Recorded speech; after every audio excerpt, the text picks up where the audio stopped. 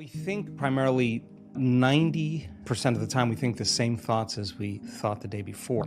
The challenge with that is the thought that you keep thinking over and over again becomes a belief. And nerve cells that fire together wire together. So the more nerve cells fire, the more they develop long-term relationships and the more hardwired they become.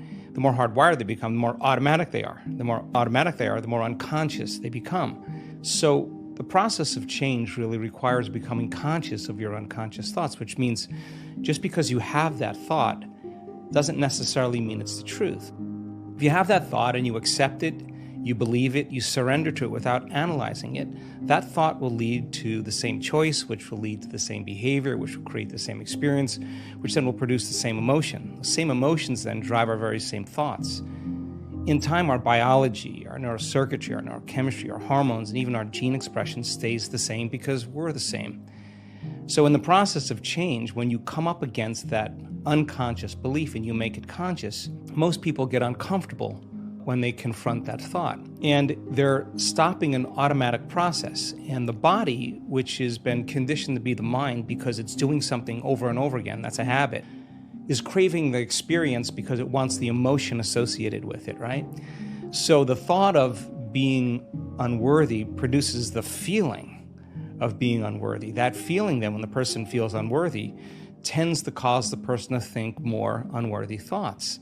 And it only takes a thought and a feeling, an image of yourself and an emotion, a stimulus and response, and you can condition the body to memorize that behavior and that emotional state better than the conscious mind. So the moment we inhibit that thought, or the moment we become conscious of it and we no longer accept it, there's a biological craving that takes place in the body because the body has been conditioned to be the mind. So the body starts influencing the mind to think more corresponding thoughts equal to that feeling. So here comes the assault. You're not only unworthy, you're everything else that goes along with that feeling. And this is where people have to make up their mind if they truly want to change. Because if you decide to confront that thought and make a different choice, get ready because you're going to feel uncomfortable. It's going to feel unfamiliar. And there's going to be some uncertainty because you're stepping out of familiar territory.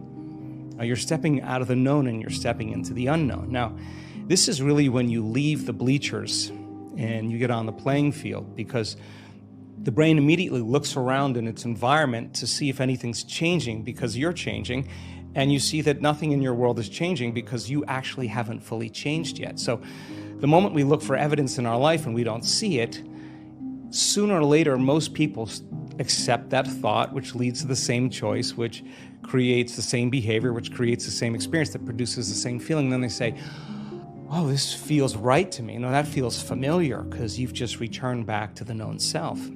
I think that when people truly want to make up their mind to change and they become so conscious of those unconscious thoughts, they would never go unconscious to them again.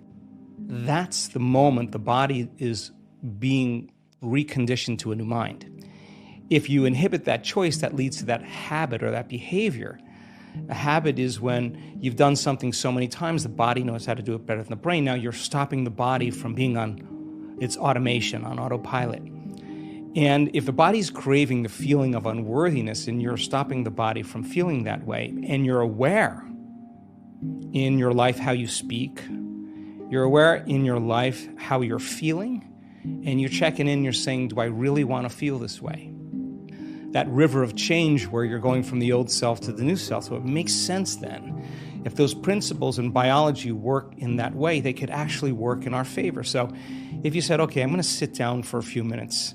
I'm going to become so conscious of my unconscious self, my unconscious personality, that victory today would not be going unconscious to those thoughts, behaviors, and emotions. Okay, let me get so familiar with them that I don't go unconscious. Okay, I got that down.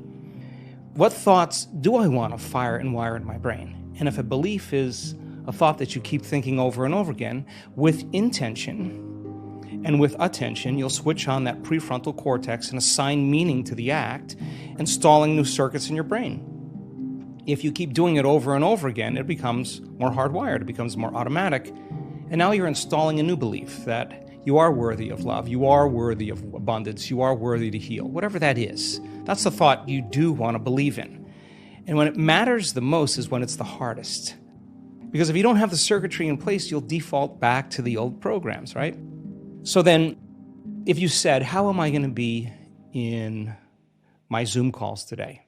How am I going to be in traffic today? How am I going to be with my ex, my coworkers? And you started thinking about and rehearsing how you were going to act in certain situations.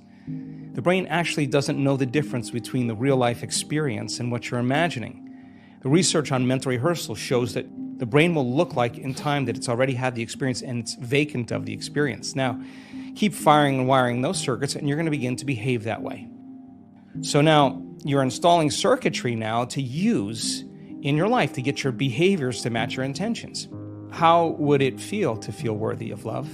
How would it feel to be grateful for life? How would it feel to be worthy of abundance? And you said, I'm going to teach my body emotionally what this feels like before the manifestation of the event. You're not waiting for your life to change to feel worthy. You're actually changing your life by becoming worthy. You're generating abundance. You're generating love. You're creating an elevated emotion. Now, our data is so compelling because when you truly begin to elevate your emotional state, and you could really lock in, to those elevated emotions, your body is so objective that it actually believes that it's living in a whole new environment before the environment changes. In other words, the body's believing it's in that new future. And if the environment signals the gene, and it does, and the end product of an experience in the environment is an emotion, you're actually signaling genes ahead of the environment, and your body will begin to become conditioned to a new mind. Now think about this. If you did that every day, the word meditation literally means become familiar with.